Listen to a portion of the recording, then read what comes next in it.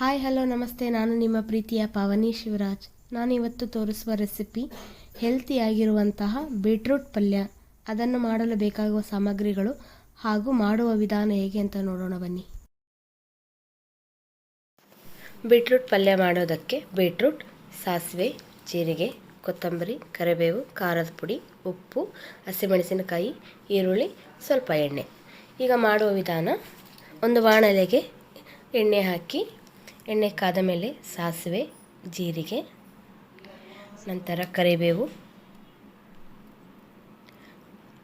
ನಂತರ ಹಸಿಮೆಣಸಿನಕಾಯಿ ಚೆನ್ನಾಗಿ ಫ್ರೈ ಆದಮೇಲೆ ಸ್ವಲ್ಪ ಈರುಳ್ಳಿ ಹಾಕಿ ಚೆನ್ನಾಗಿ ಬಾಡಿಸಿ, ನಂತರ ಬೀಟ್ರೂಟ್ ಹಾಕಿ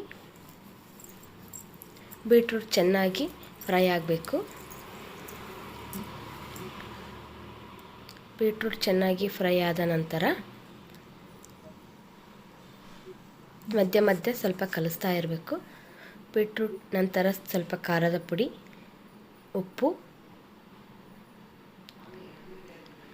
ಹಾಕಿ ಮತ್ತು ಚೆನ್ನಾಗಿ ಕಲಸಿ ಸ್ವಲ್ಪ ಕೊತ್ತಂಬರಿ ಹಾಕಿ ನೋಡಿ. ಈಗ ಬೀಟ್ರೂಟ್ ಪಲ್ಯ ರೆಡಿ.